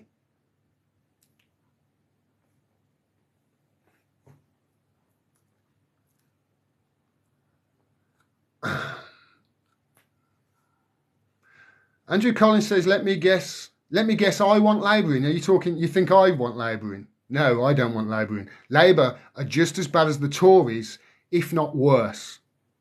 There are areas where they're worse. Go and watch the Al Jazeera documentary, #the Labour Files. By the way, those files from that made up that documentary, Al Jazeera, the Labour Files, they're 500 gigabytes worth of files, and they go back to 1998, and they are going to make them publicly available. 1998 internal Labour emails between Peter Mandelson, Tony Blair, no doubt, conversations about what was happening with Iraq and Afghanistan. You know, you can imagine this could be huge, massive. They're not talking about it all. Why? Because it could be massive. Just what they've produced on that documentary is enough to say Labour are not fit to govern anything. Labour shouldn't be running a bath, let alone a country. This is a party that for years has been saying it's stamping out racism, anti-Semitism by going after socialists like Jeremy Corbyn, who has spent his whole life being an anti-racist campaigner and ejecting them from the party, whilst at the same time ignoring actual cases of racism against black and Asian and ethnic minorities in their party, totally ignoring them, not even investigating when somebody makes a complaint, especially if the complaint is being made against a Zionist. This party is not fit for purpose. It couldn't run a bath, let alone a country. So no, I don't want Labour in. I want systemic change. That's what we need.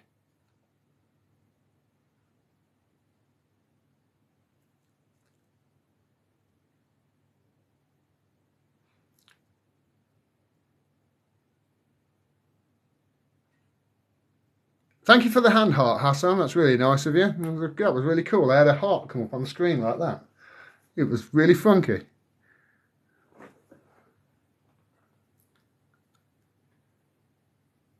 I just want to tell you that every time I see your live, I stop, listen and groom my mini poodle. Is that a euphemism? Is that a euphemism for something, Hannah? You groom your mini poodle. Okay. All right, I'll take that as a compliment, shall I? Don't hurt your mini poodle, will you? Rosie Rascal says, but Zara Sultana and Angela Rayner are okay, question mark. Zara Sultana is one of the better people in Labour, but here's the problem that I've got with anybody left in Labour now. And this goes for anybody in Labour who I respect. And there are certain people still in the Labour Party that I respect. I think Richard Burgon's been good. At least he's talked about our Julian Assange. I think Zara Sultana's been good. I think she's talked about Julian Assange. And also I think Diane Abbott is... I think she cares. I think she cares about her constituents, and I think she cares about her constituents a hell of a lot more than most of the politicians down there. But I'm really scratching about now to find anybody who's... Angela Rayner, I don't rate at all. But I'm really scratching now and to find anybody who I could give a positive report on. And here's the thing. To all those people who are in Labour right now that are still in Labour that are good people like Burgon and Zara Sultana, and Afsana Begum is another one as well. She's talked about Julian Assange. I've seen her outside Westminster Court the once. Why are they still in Labour after seeing that Al Jazeera documentary on how, well, the documentary alleges and then goes on to prove, I believe, that the Labour Party, within the Labour Party exists a hierarchy of racism. They haven't talked about it. Tana hasn't talked about it. Richard Burgon haven't. None of them have. A hierarchy of racism. Can you imagine if the hierarchy of anti-Semitism that they found? Oh, they'd never stop talking, would they? About it, especially in the media. So yeah, even though Zara Sultana's great and Richard Burgon's great, they're only going to disappoint me at some stage in the near future if they're in Labour. They're only going to do something, if they're in Labour and being forced to do something that goes against their best interests. So they're only going to disappoint me at some stage. What they should be doing is resigning from Labour out of principle after what has gone on over the last few years. That's what they should be doing. And if anybody is still in Labour and not doing that, I've got to ask them why. Because every good person that I know who was in Labour has either left or been thrown out by Starmer.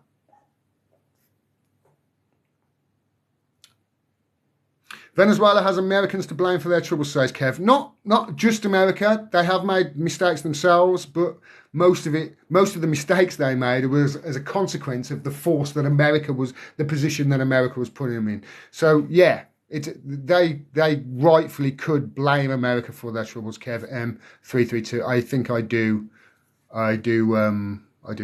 concur with you on that. Andrew says, do we vote the Liberals? The Liberals. Well, I mean, do you mean the Liberal Party? Because I don't think any of them. I would vote for a dog right now. I would vote for my dog more than a politician. I would rather vote for a butcher or a baker or a candlestick maker than a politician. That's what we need. And I think we definitely need more democracy. We need a democracy to start off with, but we need more democracy. We need more choice in things. Why is it that the people who decide, for instance, the laws on recreational drugs in this country are the people who not only are being paid by other recreational drugs such as alcohol and tobacco, but also are profiting by having shares in recreational drugs in this country? Did you know the United Kingdom? If you don't believe me, go and look this up. You will be shocked. Do you know which country is the largest exporter of legal cannabis in the world is? It's the UK. Did you know that Theresa May, her husband, has large amounts of shares in companies that are exporting cannabis from the UK? It's the largest exporter of medicinal cannabis in the world, the UK is, but it's illegal in this country.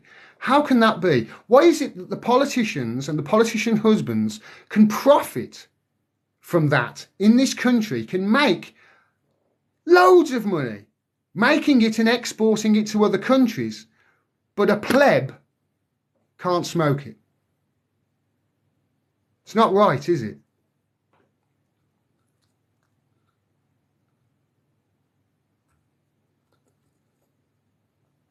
Oops. My battery's going, I'll have to plug you in.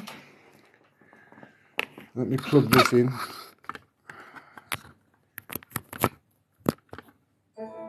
There you go.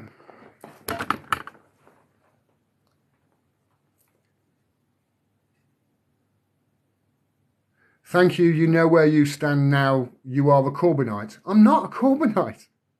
Johnny, we've got to, that's from Johnny Boy Edwards. We've got to stop pigeonholing people, okay? You've got to stop pigeonholing people and thinking, okay, that's a nice place to put him. I'm eclectic. I have different views. I have many views on many different subjects. And if you go and look at my YouTube, especially during the time where Jeremy Corbyn was the leader of the Labour Party, go back and look at my videos. Nobody, I repeat, nobody in this country was harder on Jeremy Corbyn than I was.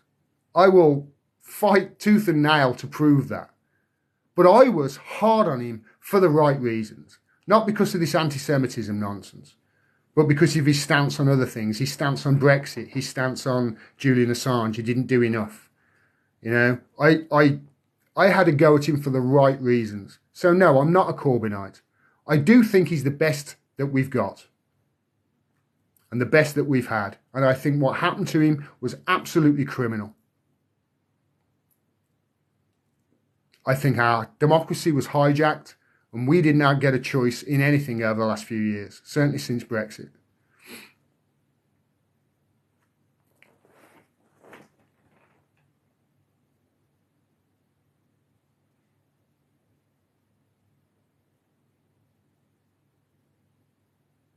Where are you from, says Bojangles? I'm in the Midlands in the UK. Looks like Jeremy Hunt is next in line, says JJ Cat. Yeah, I'm sure he will fix it all. I'm sure whoever comes in as the next Prime Minister will fix it all and won't have any of the same problems that the last few have had. I'm sure that everything is going to be fine. It doesn't matter who the Prime Minister is. It doesn't. Does not matter.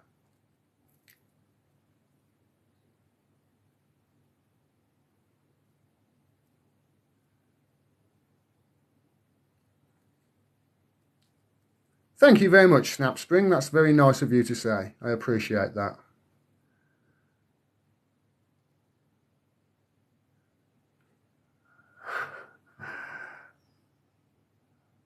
Yeah, Richard Burgon. People are laughing at me for saying Richard Burgon. He's one of the few people I've seen him on marches for Palestine, and I've seen him talking at stuff for Julian Assange. And very few politicians, well, no politicians from Tories or anything were there. Only Richard Burgon. He's made appearances, so I can't be too hard on him. But he's still in the Labour Party. There's no way if I was a Labour Party MP, I'd have resigned long ago. I'd have just said, this is ridiculous. I'm resigning out of principle. I'm going to fight you as an independent. And I think that's what it comes down to. That's why people like Zava Sultana and Richard Burgon won't quit, because they feel as if they can't win as an independent. And if they can't win as an independent, then what the hell have they been doing for the last few years for their constituents? Surely their constituents should know them by name by now. Zara Sultana was celebrating getting re-selected or whatever it is last week. I wouldn't be jumping about for being selected for the Labour Party. I'd be like, okay, I'm doing something seriously wrong here.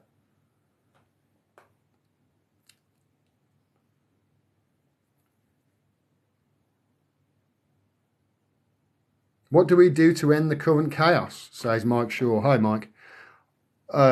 Non-violent civil disobedience. That's what I believe in. I believe that if we all, as one, shut this shit down, we'll get change. And we'll get change. What we've got is not working. It's not working in your best interest. It's not working in my best interest. The only thing that this system is working for is for the very people who have got the most money and the most power. And they just happen to be the people who are making all the decisions and running the government. We need people in the streets in their millions, and we need to shut it down. We need to have people should not be scared of their politicians. People should not be scared of their governments. It should be the other way around.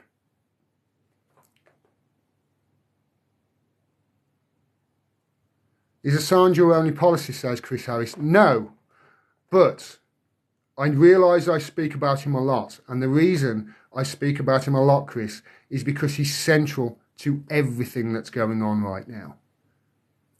When I talk about democracy and the fact democracy has been hijacked, the reason it's been hijacked is because we don't have a viable, robust fourth estate and media holding power to account. What we have is public relations for them. That's why I talk about Assange a lot, because everything else sort of comes like from there. If Assange is free, people are free to talk about America in the way that I'm free to talk about. People can actually see what the truth is based on documental evidence. Nothing he's ever provided, Assange, has ever been proven to be false. Isn't that incredible? They've locked up the person with a 100% record of telling the truth. They didn't lock up MSNBC or CNN or Fox or any of the other, or the BBC or Al Jazeera or any of them that lied to us constantly about certain things. Didn't lock any of them up.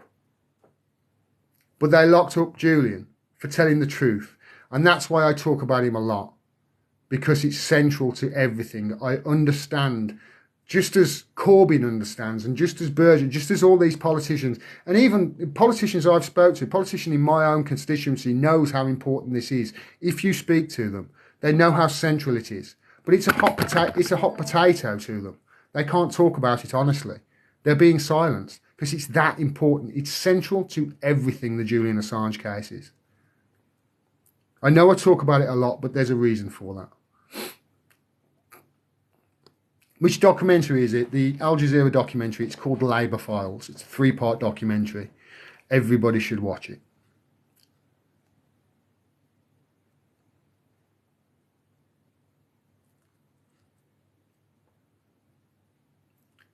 I convinced every Labour member I knew to leave as soon as Sakir came into power, says Schnibs. Well done, mate. Yeah, he's a Tory, isn't he? But mind you, there are no Tories now. There's no Tories and there's no Labour now. It's just globalist WEF puppets. That's all really it is, isn't it?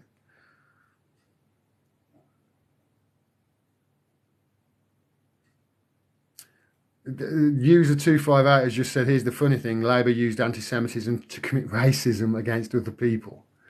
You've obviously watched the documentary, User 258.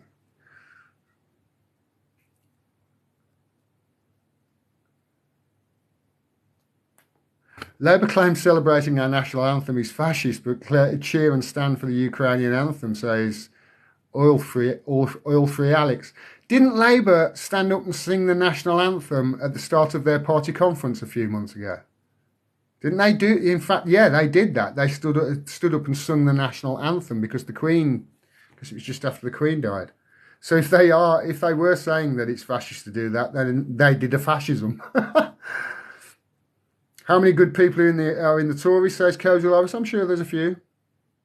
I'm sure they're not all evil, horrible people.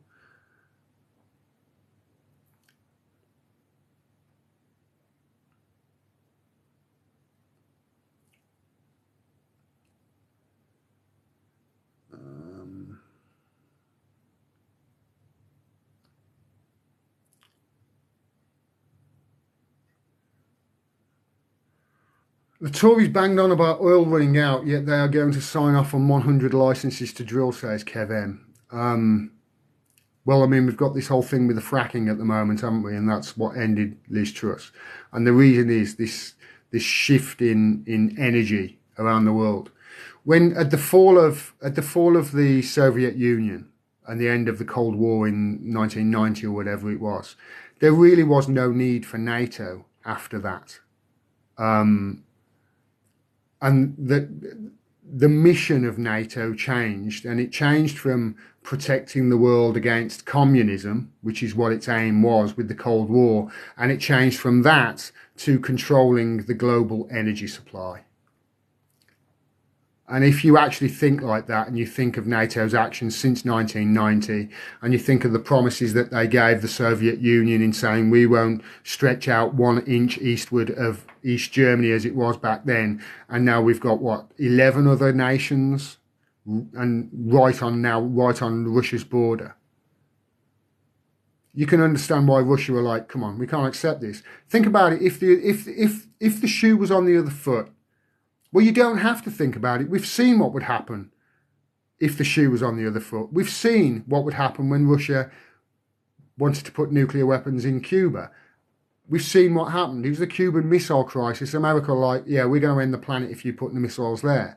Now they're trying not to put it in an island off Russia, but to actually line them up along the border of Russia. As a defensive operation, you can't accept that if a nuclear power is doing that, because they're taking away your time to react. If America can take away Russia's time to react to a nuclear strike, they've just negated Russia's nuclear strike capability.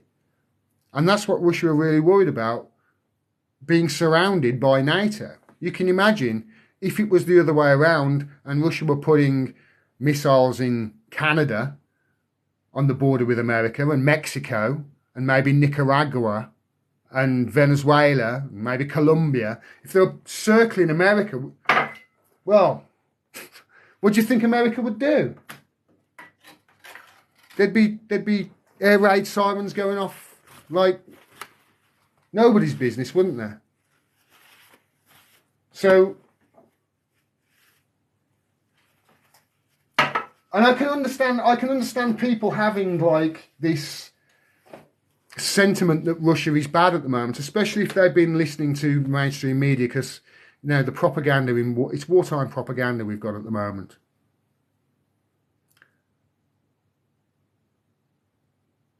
Not a democracy, a constitutional republic, says Bojangles. Yeah, all right, potato, potato. Constitutional republic, not a democracy. Yeah, you vote, right? You vote like in a democratic society. You have a vote.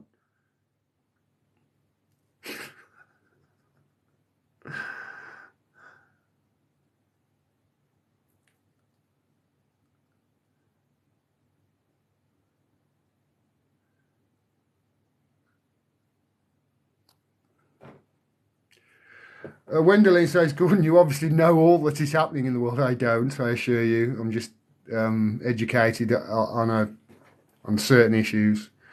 Question is, what do we do? Like I say, non-violent civil disobedience in our millions. That's the only thing I can suggest. It was people power that brought down really the apartheid in South Africa. It was people. It was the court of public opinion that changed that. The United States and the UK, by the way, we were the last ones to do anything with South Africa as well.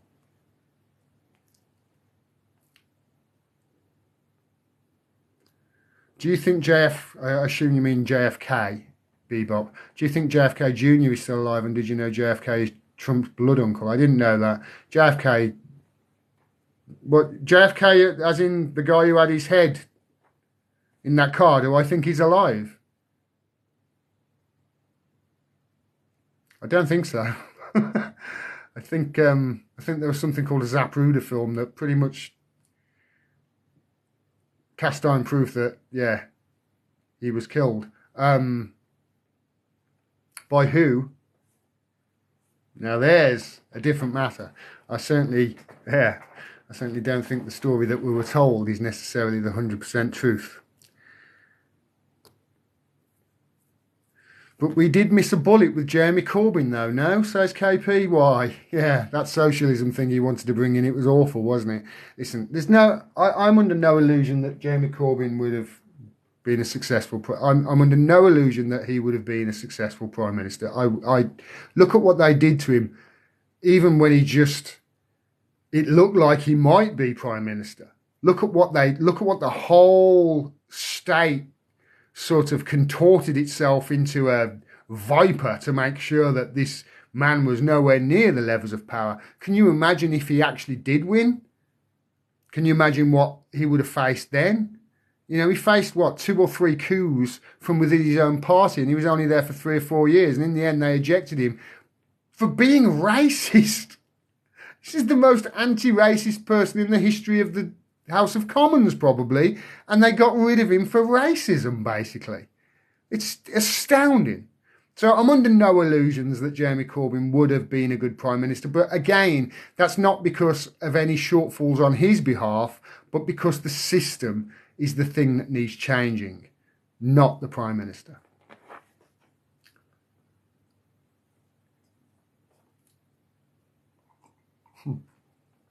What do you think about Chris Bryant or Rhonda Bryant?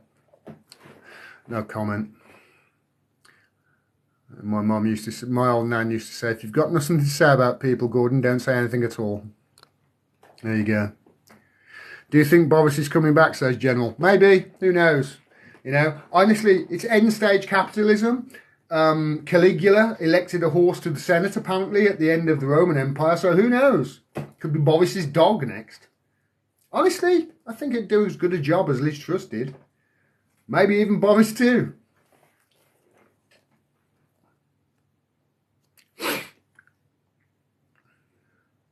I wonder what he'd have been like had JC become PM. God knows.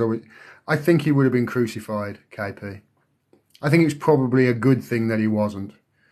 Because he was crucified bad enough. Just when he was leader of the opposition. If he was Prime Minister, the knives would have really been out for him.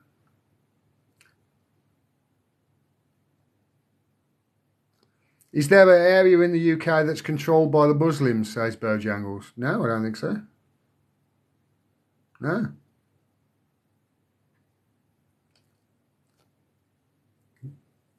Don't understand why that would be a bad idea anyway. Why that would... People really gotta, like... It's almost like they're fearful of it. It's that maggot that's been put in our brain again, isn't it, from the media? You know? Muslims are bad.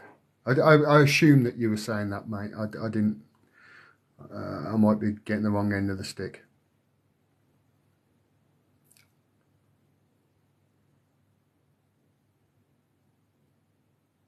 Oh, yeah, okay.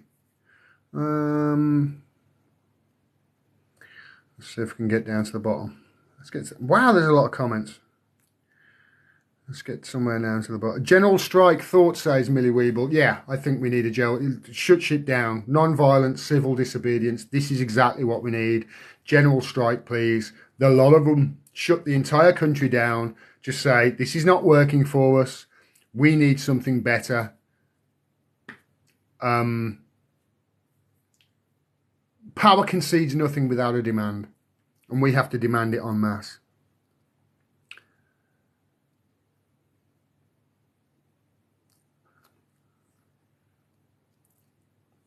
They can't bring Rishi Sunak. he's going to be favourite, is he, to be Prime Minister? They can't bring Rishi because he's like Boris. Oh, because he broke lockdown like Boris, says David Cable. Okay. Was he fined as well, was he? They were all partying, weren't they? Let's face it. Hannah says, why do you think they installed all this trust? So obviously disaster can't have been mistaken. Would you want that job at the moment?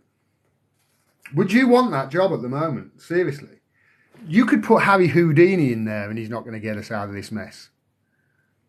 So, I mean, you basically what you're doing right now with the Tory party and with any politician is you're scraping the bottom of the barrel after 12 years. This is the best we've got. Maybe it'll be Rishi, maybe it'll Boris, maybe it'll be Jeremy Hunt. It doesn't matter. It doesn't matter who it is. It really doesn't matter. You could put Harry Houdini in there, still wouldn't be able to get us out of the mess we're in. We need a systemic change. That's what we need. And until somebody has got the balls to say it, we're going to carry on. We might have a different Prime Minister every month. Who knows? Give them all a go. You know what I mean? Give them all a go. Give them a go once a month. Once a month, just keep it rolling. And then whoever comes in on the first month can say, oh, that last lot, they were crap, weren't they? I'll fix all this. And then they can just keep blaming it on the last lot. It's genius.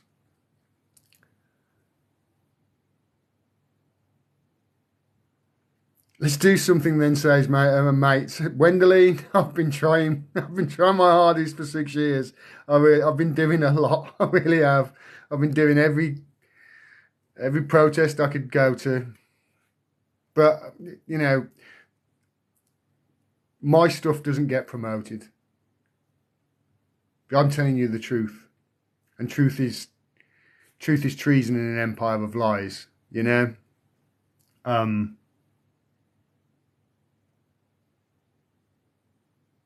It's been hard work. It's been a hard few years. It really has. You say we need to come out in our millions, but somebody needs to spread the word. This is what I mean, Wendeline. It's like when I got to 18,000 subscribers on YouTube. I had a letter from Julian Assange when he was dragged into Belmarsh. I had a letter from him, went public with it, and I didn't add another subscriber since, in 4 years almost. They shut my channel off. They literally just turned it off like that. They literally just said, nope, click. And I'm literally talking to the same 500 people that I've been talking to for the last 5 years. They won't spread my shit out to anybody. Why? Because Julian Assange wrote to me and asked me to save his life. That's it. That's why. So I have to rely on other people to spread word about me. So yeah, please go to my mailing list if you're watching this and sign up to my website. Sign up to my mailing list on my website. Who should the socialists vote this day, say KP? The socialists, I believe, should go and vote for your mom, your dad, the guy at the corner on the corner shop, anybody but a politician. There's an article written by Peter, what's his face? Can't remember his goddamn name now. Oh, I'm tired. But anyway, he advocates for a style of voting where at the top of the ballot, you've obviously got Tory, Labour, blah, blah, blah, blah. And at the top of the ballot, it says none of the below. And if none of the below gets over 50% of the vote, then nobody on that ticket can run for office in the next vote, which is a month later. That would be better. We would get some sort of independent thought and independent thinking then, I think, rather than these career politicians that we've got. So maybe that's an idea, but yeah, the socialists, we've got nobody to vote for. Voting, it's irrelevant at the moment. We don't have a democracy. We have an oligarchy that's hijacked both parties. It doesn't really matter. Voting doesn't matter. We've got to get in the streets. We've got to shut it down. We've got to have a general strike. Because the ways the politicians are not going to save us, I'm afraid. Voting it's pointless almost. A guy I'm friends with, or we follow each other on TikTok, Femi Olaquale. You probably heard of him. He's right now he's screaming that we need a general election along with many other people, and it's like, it doesn't matter. It doesn't matter who's in power. It doesn't matter who the Prime Minister is. An election solves nothing. Nothing. If you have an election, you're going to get what? Keir Starmer? How is he any different to the Tories? How are he and Labour any different to the Tories? I could argue that they're worse in several areas, and I have done in this stream. Yeah, voting. You can't vote your way out of a rigged system. And we've got a rigged system, unfortunately.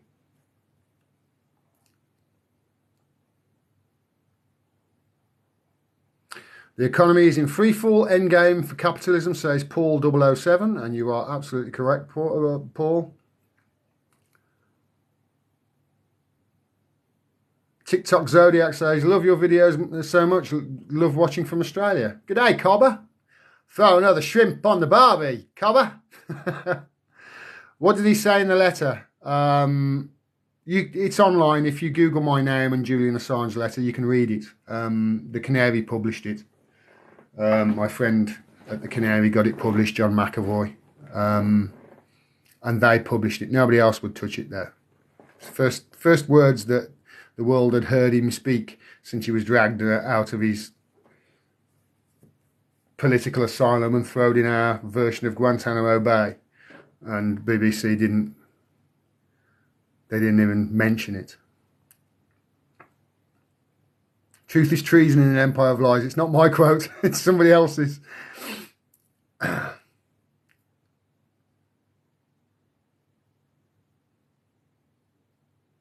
Has anyone ever told you you look like Ricky Gervais, says Greg. See, I told you, I get three. I get Rick Mail, I get Ricky Gervais, and somebody down below is probably going to say I also look like Ian Beale. How I can look like all three of those, I don't know. But that's two people in this stream alone that have told me I look like Rick Mail and Ricky Gervais. So Hannah says, but if it's end-stage capitalism / techno-feudalism, then it's going to run its course with a crash, ? Possibly. There is another option. There are two options. It either runs its course with a gigantic crash or a gigantic explosion with nuclear war. And I believe that that's what's going on at the moment, Hannah. I believe that America is running out of oil. I believe that America has realised its days as the world police and its days as the king of the world are over. Because the thing that gives America its power, and has done for the last 75 years, is the dollar. Essentially, they're the world's reserve. The dollar is the world's reserve currency, which means that the dollar is desirable. Countries want it. Countries want to use it to transact with people. Countries trust it. But in 1971, up until then, the dollar was not backed in gold, but fixed to the price of gold. It came off the gold standard. FDR took it off the gold standard. It was the Bretton Woods standard up until then. FDR took it off the gold standard.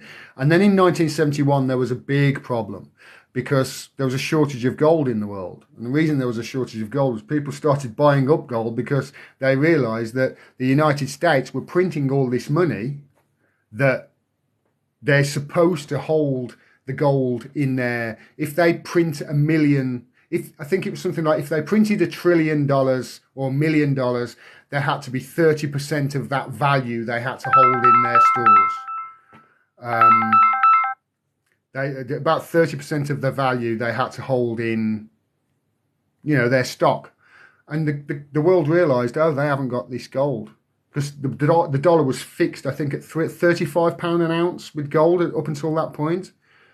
And that caused a massive problem. And it looked like the dollar was going to slip as the reserve currency. So what happened? Well, Henry Kissinger went to Saudi Arabia, struck a deal with Saudi Arabia where oil exports from Saudi Arabia were going to be paid for in dollars, and then Saudi Arabia were going to export their oil in dollars, and that would create desirability for the dollar again. So it was the birth of the petrodollar.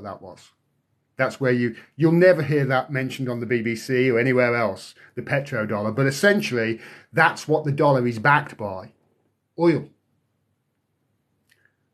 And if the dollar isn't exchanging, if oil isn't exchanging, if oil isn't being exported around the world in dollars, then the dollar loses its value. Now, I've mentioned Chris Hedges, who's a great writer. He says that when the dollar is no longer the world's reserve currency, which is coming, I believe, it will fall in value by as much as 2/3, which is pretty much what happened to the pound when Britain ceased to be the global currency. Sterling lost 2/3 of its value. Now, what do you think is going to happen then to America says it has 750 bases elsewhere in the world. Think about that. If you look at the dark bases, it's over 1,000. They've got over 1,000 bases around the world.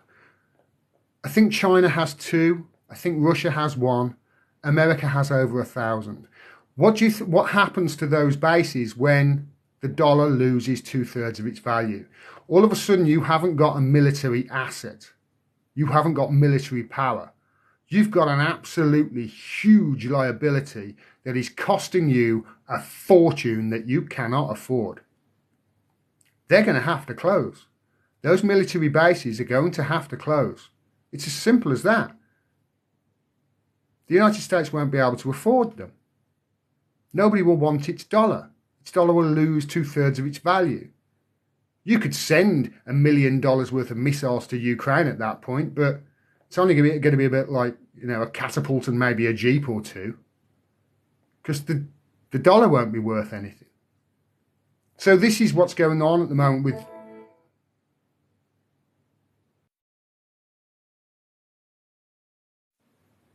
Okay. All right. So, my phone ran out of battery, which is why I went offline. That's why. TikTok didn't throw me off or anything. I'm plugged in now. I was plugged in, so how long this will last, I don't know. So very sorry if you missed the end of the live stream that I just did. I was just wrapping up things anyway. Yeah, so if you missed the live stream that I've just done, it will be live on YouTube with this tagged on the end of it, just to apologise for the abrupt ending in the live stream. It wasn't anything that TikTok did. It was just I ran out of battery, and for some reason I hadn't plugged it in properly in the phone. That's all it was. So yeah, sorry about that, everybody. I will be back in the next few days to talk more about these things. In the meantime, go through to my mailing list, my website, and sign up to my mailing list. You'll get a notification of where I go live. The Plonker says, Matt Jade. I know, I was plugged in, mate. I plugged it in, but for some reason, yeah, there wasn't enough power going through the phone. So there you go. Yeah, that's the end of the live stream for today. I'm going to be on the Slow News Day show over at Rockfin. now, my mate, has just sent me a message. So if you go to my Twitter, I'll tweet out the link there, and I'll probably be on there for another hour or two. Who knows? Steve usually keeps me talking. All right, until then, I hope you enjoyed the live stream, the people that saw it.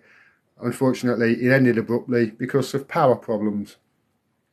But I'll be back in the next few days. Take care, everyone.